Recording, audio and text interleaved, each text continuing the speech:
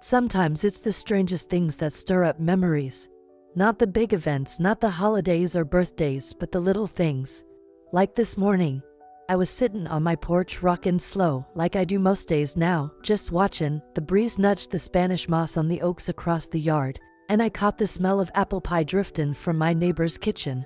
Lord have mercy, that smell, it just hit me. Took me straight back to a day I thought I'd buried somewhere deep down where the light don't reach much anymore. You see, I used to bake apple pies every Sunday, back when my boy Michael would come by after church with his girl's handjin off his arms and that sunbeam grin on his face. Back in my day we didn't have much, but I'll tell you what, we always made time for pie. But today that smell didn't bring me comfort. It brought me right to the doorstep of a memory I've kept locked away for 12 long years. I reckon some stories just don't let you go. Some days they sit quiet in the back of your mind. And other days like today they come knockin'. I was 62 when it happened. Felt like the earth opened up under my feet. And I haven't been the same woman since. You young folks wouldn't understand what it's like to carry that kind of silence. Sometimes silence weighs more than grief. But I've been thinking, maybe it's time I stop holding it all in. Maybe it's time someone heard what happened. 'Cause it ain't just a story about loss. It's a story about love and sacrifice, and the kind of courage that don't make the news much anymore. My Michael, he was just a boy who grew into a man with a heart like Georgia's summer, warm, bright, and sometimes too quick to burn. And what he did, well, it was the bravest thing I've ever known. He saved a life. A stranger's life. But he paid the highest price a soul can pay. Folks always say you raised a hero. And maybe I did. But I didn't raise him to die. I raised him to live a good, strong, humble life. We made do with what we had. We prayed before supper. We looked after our neighbors. That was just the way things were back then. But nothing can prepare a mother to watch her child become a memory. Especially when that memory keeps knocking on your heart like a train that won't stop coming. So if you're listening, maybe pour yourself a cup of tea. Come sit with me for a spell. I'll tell you what really happened that day. I'll tell you what kind of man my son was and what kind of silence I've carried since. And maybe, just maybe, you'll see the world a little different by the time I'm done. Because when a man gives his life to save another, well, that leaves a mark on the world. Whether the world's looking or not. I never did think I'd speak it out loud. But today I smelled that pie, and I saw the flames again. And the sound of sirens came rushing back, like ghosts in the summer air. You ever have a day like that? Where one moment just opens the door to everything you thought you could forget? Well, this is mine. And I want you to hear it. Every word. 'Cause when I'm gone, the only thing left of him, of us, will be this story. So don't you scroll away, honey. Don't you dare. 'Cause what I'm about to tell you might be the most important thing you hear all day.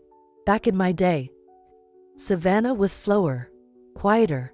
You could hear the cicadas hummin' by 4 o'clock, and the streets would shimmer in the heat like they were dreamin' too. I was just a girl then, well, young woman, I guess, with more hope than since and a head full of daydreams. I believed that kindness could fix most things. I still do most days. I married young. Not because I had to, but because I wanted to. My Henry, he was strong, not in the way that made a fuss, but the kind of strong that held your hand during a storm and didn't say much, just stood there, till the wind passed. We didn't have a pot to pee in those early years, Lord knows. But we had laughter. We had Sunday mornings in church and suppers with fried okra and sweet tea so cold it'd make your teeth ache. When Michael was born, everything changed. He came into the world like a sunrise. I swear to you, the doctor even said, "This boy's got lungs like a trumpet," and I laughed right there in that delivery room, even with the pain still fresh in my bones. I remember holding him against my chest, feeling his tiny breath, and whispering, "You're gonna be somebody special, little man." And he was. Right from the start, that boy had a spark. Not loud or wild, just steady. Like a lantern you could count on. He was the kind of child who'd help the neighbor carry groceries without being asked. Who'd sit with a stray dog on the porch, talking to it like it was a long-lost friend. And he listened too. You could see it in his eyes, always talking in the world like it mattered. That was Michael. Quiet, kind, brave in small ways that most folks never noticed. He was a skinny little thing at first, always runnin' around barefoot, scuffed knees, and a fishing pole taller than he was. I still see him, sittin' on the dock behind our house, waitin' for catfish that never bit, hummin' to himself. I remember thinkin' once that boy's got sunlight in his bones. And I guess he always did. He grew up in a home where we didn't shout much. We believed in yes, ma'am, and no, sir, and lookin' folks in the eye. We didn't spoil him, but we loved him something fierce. He used to help me hang the wash on the line, handing me clothespins like it was a sacred job. Someday I'm gonna be strong like Daddy, he'd say. And one day he was. When he said he wanted to be a firefighter, I won't lie, my heart dropped a little. Not because I didn't believe in him. No. But because I knew what that job could take. And it did in the end. But before it did, he lived with purpose. With dignity. With that same quiet strength his daddy had. I used to watch him with his daughters Elise sitting close by, and I'd see the full circle of it all. From that barefoot boy on the dock to a man who could carry the weight of other people's lives. And yet, he still called me every Sunday just to say, "Love you, Mama." That meant the world. You see, back then I thought life had a certain rhythm. You raise your children, you love them with all you've got, and they carry that love forward. I never dreamed I'd be the one left holding the memories instead of the hand. I believed that people always came back. That goodness was enough to protect them. But life, it don't always work that way. Still, I do it all again. Every bedtime story. Every packed lunch. Every worry when he was out late. 'Cause being his mama, that was the greatest gift God ever gave me. And maybe, just maybe, that's why the world still feels a little warmer when I speak his name. Michael, my son, my son. It started like any other day. July 17th. Hotter than a stovetop in Savannah and thick with that kind of southern heat that makes your blouse stick to your back before breakfast. I was sittin' at the kitchen table foldin' linens, hummin' a little gospel tune my mama used to sing when I was a girl. The air smelled like magnolia and lemon oil, and I had just pulled a peach cobbler out the oven. Funny how days that change your life start out so plain. Then the phone rang. Not the cell phone, the old wall phone with the curly cord. That rang, Lord have mercy, it always did sound sharper when something bad was comin'. I picked it up without thinkin'. "Hi, Mama," he said. Just like always. His voice was steady but softer than usual. That kind of soft that makes a mother's stomach twist. Just wanted to say I love you. Might be a long day. Now Michael never missed a Sunday call, but he wasn't one for midday chatter unless there was a reason. I remember my hand gripping the phone a little tighter. "Everything all right, baby?" I asked. There was a pause. Just a breath, maybe two. "Yeah, just a wreck out by the old Millersville turnoff. Nothing we haven't seen before." But my heart knew better. You know how sometimes your soul hears the truth even when your ears don't? That was me in that moment. I didn't say much. Just be safe. Come home to those girls. He laughed, low and easy. "Always do, Mama." That was the last time I heard my son's voice. About 30 minutes later, my neighbor Judy came knocking. Judy's one of those women who doesn't knock unless something's real wrong or real right. She was holding her phone like it was burning her hand. "Jean," she said, breathing hard, "I think you need to sit down." That's never a good sentence. She showed me the news alert. Firefighter critically injured while rescuing crash victim, Highway 7, near Millersville. And just like that, time slowed down. I didn't cry. Not yet. Just stood there staring at that little screen like it was a window into some other world I didn't ask to be part of. My legs moved on their own, and the next thing I remember I was in Judy's car, hands folded in my lap like I was heading to Sunday service. The hospital was quiet in that strange way hospitals get when something sacred is happening behind the walls. I saw Elise in the hallway, his wife, crumpled in a chair like her bones had gone soft. When she looked up at me, her eyes said everything her mouth couldn't. Michael had been flown in with burns, they said. Second, third degree. He pulled the woman out, used his own body as a shield. There was an explosion. Fuel tank ruptured. They said he didn't scream. Just held her tight, till help arrived. They let me in to see him. His face was still, peaceful, like he was sleeping. I sat beside him and took his hand, those same hands that used to carve me little wooden animals when he was 10. I remember stroking his fingers, whispering, "You came home, baby. Mama's here." The machines hummed. Nurses moved soft like ghosts. But my world had already gone silent. I didn't know it then, but in Savannah, that woman, a stranger, someone he'd never met, Michael had already stepped into legend. But to me, he was just my boy. My son. The last time I saw him alive, he was wrapped in quiet and light. Sometimes I think back to that phone call. Just a few words. But you know what? They were enough. Because when someone leaves this world, all that's left is what they said. And how they made you feel. I didn't understand why my heart beat so fast when he called. But now I do. That was the day everything changed. The day the sun fell quiet. The house was too quiet. That was the first thing I noticed. After all the visitors went home, after the casserole stopped coming, and the phone finally quit ringing, it was just me and the silence. I sat in his old chair for hours that first night. Still smelled like cedar and motor oil and that faint trace of his cologne. He always wore too much of it. I remember staring out the window, watching the porch light flicker, wondering if maybe this was all a mistake. Like any minute, Michael would pull up in that beat-up Ford of his, come strolling through the door with that grin and say, "Mama, you wouldn't believe the day I had," but the door stayed shut. And Lord, I'll tell you what, I was angry. Not just sad. Angry. And that made me feel ashamed. What kind of mother feels anger when her baby's gone? But I did. I was mad at the world, at God, even at Michael for running into that fire. For choosing someone else's life over his own. I kept thinking, why her? Why a stranger? He had a wife. He had babies. He had me. The funeral was a blur. Full honors. Bagpipes. Flags. Men standing in uniform with their hats against their hearts. Folks I hadn't seen in years hugging my neck and saying how proud I must be. But I wasn't proud. Not in that moment. I was hollow. A shell wearing lipstick, and then kin people for saying things they didn't mean. Elise, bless her, she tried to hold it together. But I could see it in her eyes, she was drowning. The girls didn't understand. Little one kept a skin when Daddy was coming home. I didn't have the strength to answer. We all tried to be strong for each other, but the truth is, we were all falling apart in silence. There was talk of moving on, of what comes next, but I couldn't imagine any next. Not without him. And then came the arguments. Not fights exactly, just these cracks that formed between us all. Elise wanted to move out of town, take the girls somewhere fresh. She asked if I'd sell the house, come with them. But I couldn't leave. Not this place. Not the porch he built. Not the hallway where his muddy boots used to line up in a row. I told her, this house has more of him in it than the world ever will.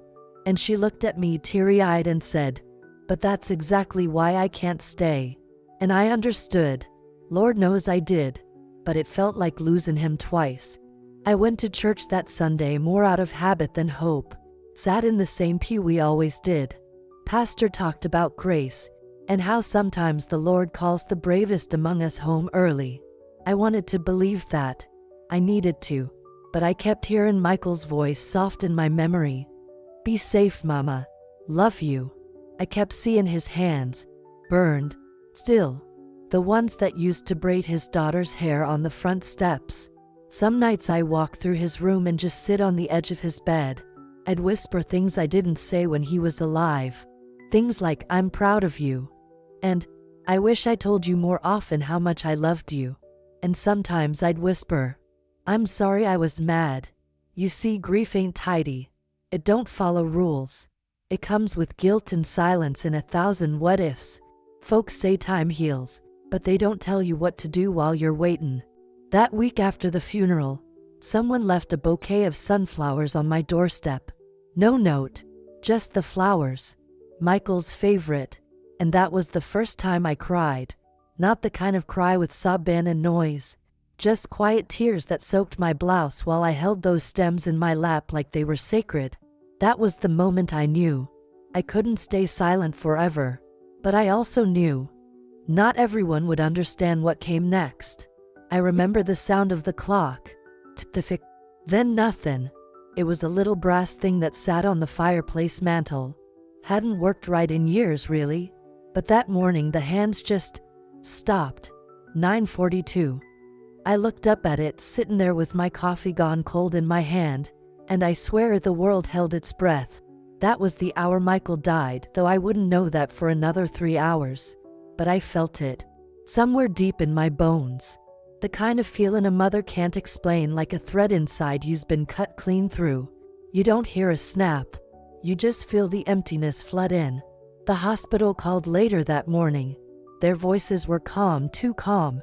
You ever notice how folks talk gentle when they're delivering the kind of news that wrecks your whole world? "We're sorry," they said.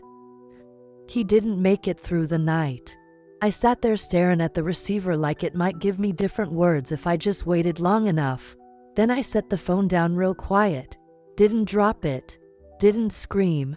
I just stood up, walked into the kitchen, and took the peach cobbler out the oven. I'd forgotten it was even baking. The smell hit me like a wave, warm, sweet, and cruel. I fell to my knees right there on the tile floor, that pie in my hands, and I wept into it like it could somehow undo what had been done. You ever lose your voice from crying? I did. Couldn't speak above a whisper for 2 whole days. And even when words came back, they didn't feel like my words. I said all the right things to people. He died a hero. He's with the Lord now. He's in a better place. But inside I was screaming into a canyon, and the echo just never came back.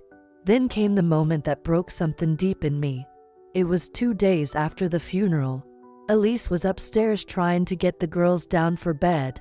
I was in Michael's room folding some of his clothes, for what reason I can't even say. And I opened the drawer and found it, his old journal. He never told me he kept one. Just a plain leather notebook, scuffed up, pages curled. And inside, in his blocky, uneven handwriting, there it was. "If something ever happens to me, tell Mama I did what I was meant to do." I dropped to the bed like I'd been shot. My fingers shook just holding the paper. My chest ached, like my heart had remembered how to beat and then decided not to. That one line, it was a gift and it was a curse. 'Cause now I knew. He chose it. Fully. Even knowing what it might cost. And that knowledge, that he didn't just stumble into heroism but ran toward it, that shattered me in a way I ain't never put back together. I went to church the next morning and sat in the very last pew. Didn't want to be seen. Didn't want the well-meaning looks, the casseroles, the whispered, "Bless her heart." I just sat there and stared at the stained glass till the colors blurred. And I whispered to God, real quiet so only he could hear. "Why did you let him be brave? I wasn't a skin why you took him. I was a skin why you made him the kind of man who had to do what he did." That was the moment I changed. The old Jean, the nurse, the mother, the calm voice in a storm, she broke that day. And something new was born in her place. Not colder, but heavier. Slower. Like a branch that still reaches for the sun, even with the split down the middle. And I swear, every time I look at that clock still stuck at 9:42, I think that's the minute my boy became more than just mine. He became everybody's. But Lord, I wish he was still just mine. After it all, there was stillness. Not peace, not yet, just stillness. The kind that settles deep in your bones. Like winter frost that don't melt come spring. Mornings came slow and gray. The sun still rose, but it felt like it was rising for somebody else. I kept making coffee, folding laundry, watering the porch plants like I always had. But none of it meant anything. The world kept turning. But I didn't. It's a strange thing to go on living, when the reason you lived ain't here no more. The house echoed different after Michael was gone. His laughter used to bounce off these walls like sunlight, filling every corner. Now the same walls held only my breathing, and the hum of the fridge. I stopped watching TV. Couldn't bear the sound of sirens in crime shows. Couldn't even listen to the news, they'd mention fires or accidents, and I'd flinch like the pain was brand new. I started talking to his picture. Not out loud at first, just in my head. Then one night I caught myself whispering, "How do I do this, baby?" I didn't get an answer, but it felt better to ask. Elise and the girls moved to Charleston 6 months after. I helped pack the boxes. Didn't say a word when she left his work boots behind in the closet. I can't, she said, and I nodded. I understood. We all grieve different. I visit them sometimes. The girls are growing like weeds. And Lord, they both have his eyes. When the little one hugs me, she pats my back the same way he used to. And it just about breaks me every time. Church was the only place I kept going. Though I didn't sing much anymore. My voice stayed trapped somewhere deep in my chest. Under layers of ache I couldn't name. The hymns felt too big for my mouth. I used to believe in miracles, not the flashy kind but the quiet ones. Like finding strength you didn't know you had. Or forgiving someone who never asked for it. After Michael, I wasn't so sure. My faith didn't break but it bent. Like an old pine in a hurricane. Still standing, but not the way it used to. Neighbors meant well. They brought over food. One lady offered to sit with me, said she lost her husband 20 years back. I let her in. We drank sweet tea on the porch, just rockin' in silence. It was the first time I didn't feel like I had to smile. That was the thing, you know, after the funeral, people expect you to bounce back. You're strong, they say. But what they don't see is how heavy strength feels when it's all you got left. I started writing letters I never sent. To Michael. To God. To myself. Pages and pages tucked in a drawer beside my bed. Sometimes I'd read them and wonder who wrote them, 'cause they sounded like a woman I used to be. And time didn't heal, not really. But it made space. The kind of space where you can sit beside your pain and not flinch. I learned to breathe in the silence. To let it be what it was. Not something to fix. Just something to carry. One morning, almost a year to the day, I woke up and the birds were singing. Not loud, just soft like a whisper. I sat on the porch, warm cup in hand, and for the first time, I didn't cry. Didn't smile either. Just sat. And that stillness, the same stillness that once felt like a prison, it started to feel like company. I wasn't whole. I wasn't healed. But I was here. And maybe for now that was enough. It started with a knock on the door. Just a soft little tap-tap, the kind you almost miss if the kettle's whistling. I wasn't expecting, no one hadn't had many visitors since Elise and the girls left. But there she was. Young thing from down the street. Name's Kara. Just 23 maybe.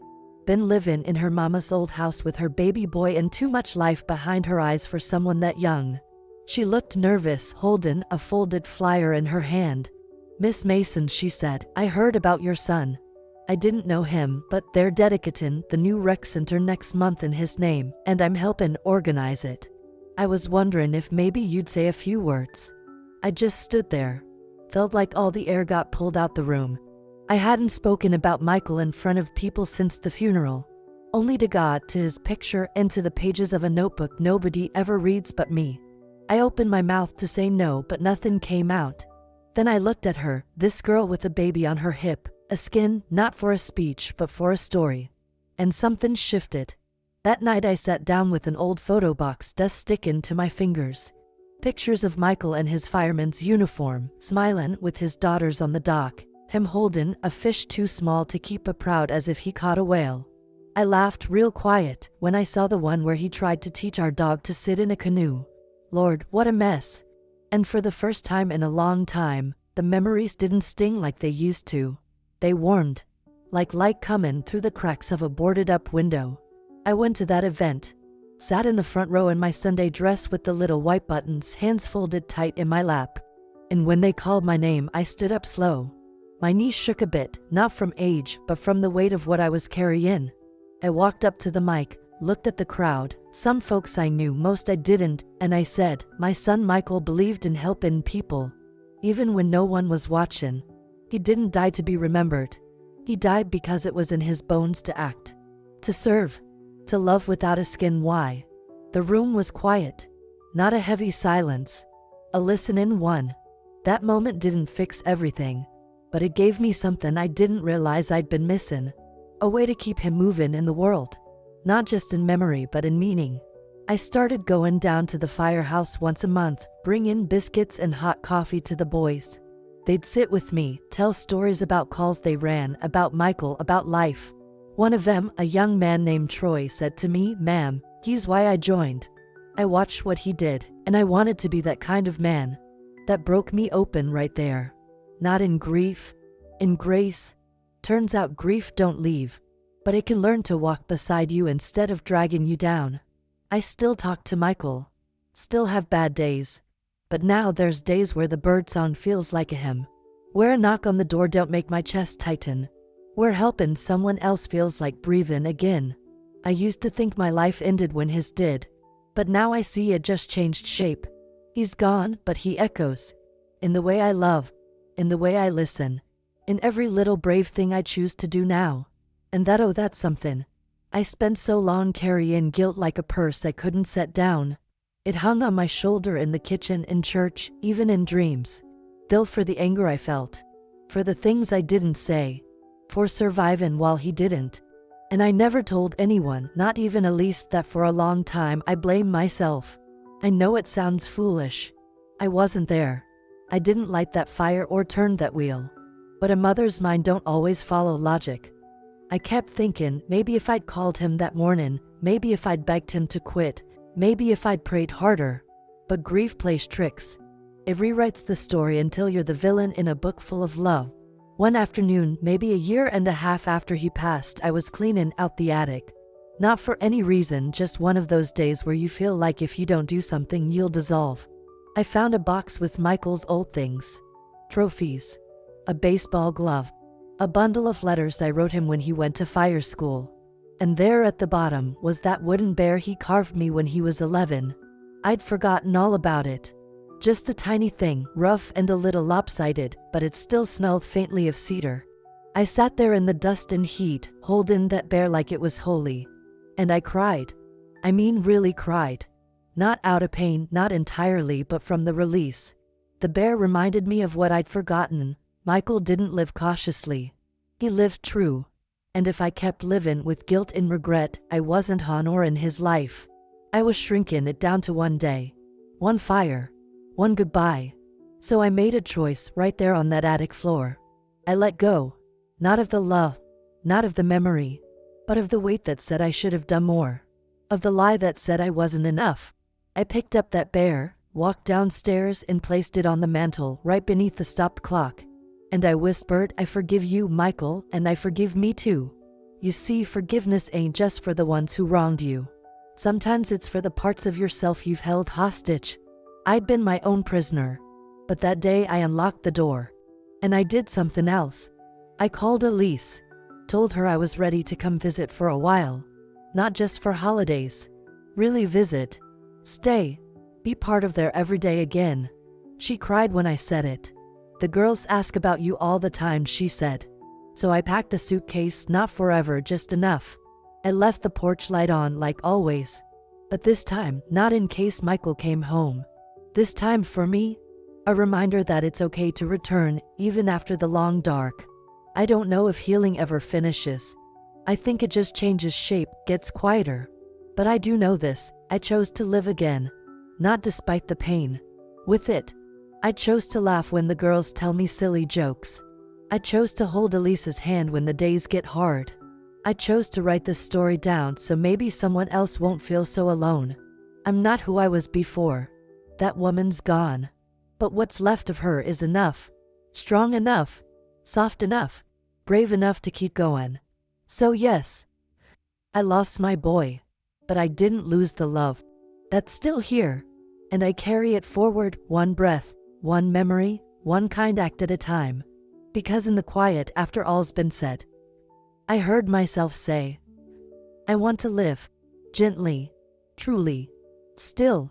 You know, the funny thing about losing someone is, folks always talk about the leaving, the funeral, the goodbye, but they don't talk much about the stand. About waking up the next morning to the same walls, the same dishes in the sink, the same birds chirping outside your window like nothing happened. They don't tell you how heavy the world feels when you're the one left holding the love with nowhere to put it. But I stayed. That was my story. I stayed. Through the ache. Through the silence. Through the birthdays where no one blew out his candles. And through that stand, I learned a few things. Not the kind you read in books. The kind that settles slow like sugar in cold tea. I used to think life was about holding on to people, to memories, to what should have been. But now I think maybe it's about letting go just enough to keep moving without losing the parts that matter most. There's a difference, you see, between forgetting and forgiving, the ache between moving on and moving forward. I don't wake up every day with peace in my chest. Some mornings still feel like wading through fog. But I've learned to sit with the fog, to let it be, and in that stillness sometimes grace comes. In the way a child laughs, in the way the wind shakes the chimes on my porch, in the way someone says he'd be proud of you. People ask me sometimes, aren't you afraid to love again? To care, to risk, to let people in? And I just smile and say, honey, everything worth loving carries the risk of breaking you. But love's the only thing that makes the breaking worth it. That's the truth. You don't come out of loss the same. I'm not the woman I was before. I move slower, listen deeper, cry easier, laugh softer. But I also notice more, the kindness in strangers, the quiet strength in my daughters-in-law, the way sunlight hits the floor in mid-afternoon like it's trying to say, you're still here. That matters. Michael taught me that. Not in words. In how he lived.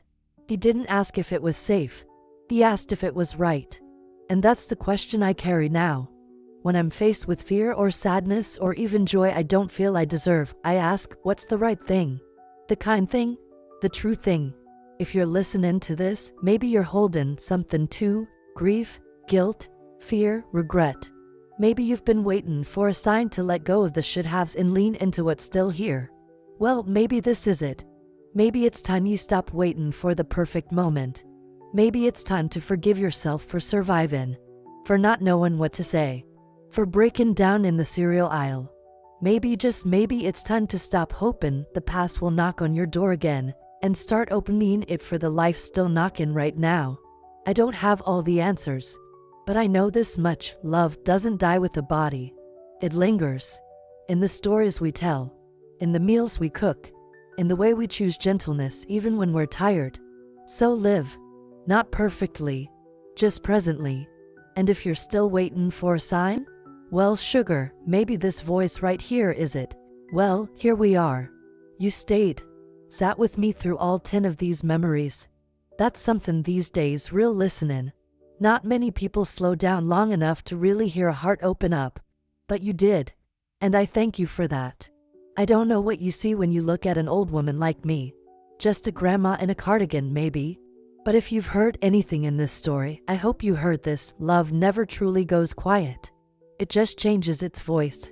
Michael's been gone 12 years now, and some days it still knocks the wind out of me.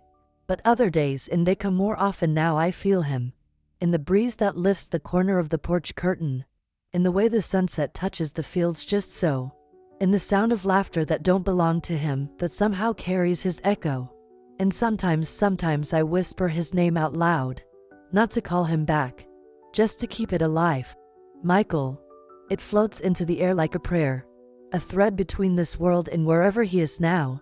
You know, I used to ask God why he let me stay while Michael had to go.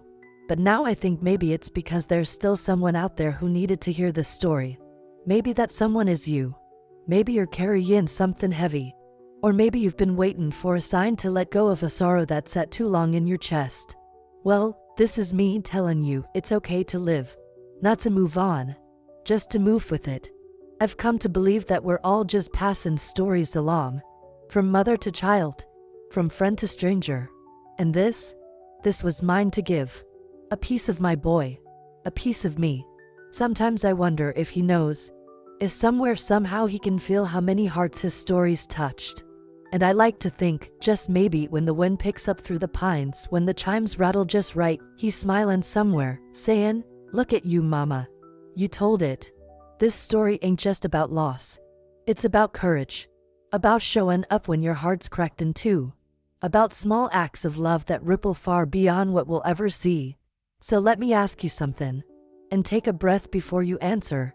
What would you do if you knew your life, your one ordinary life, might be the reason someone else survives? And while we're asking questions, do you think real love is supposed to come back to us? Or is it enough just to have felt it even once? Some days I still sit on this porch with the sun in my lap and wonder.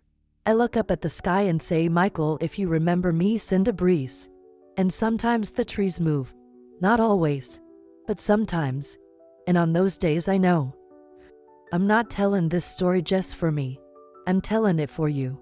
So before you scroll on, stop for just 1 second. Close your eyes. Think of the person who taught you love, who showed you bravery. Say their name in the quiet. Say it now. And if you've got a story in your heart, don't keep it locked away like I did for so long. Leave it here in the open. Let it breathe. And maybe, just maybe, someone out there's been waiting their whole life to hear your voice.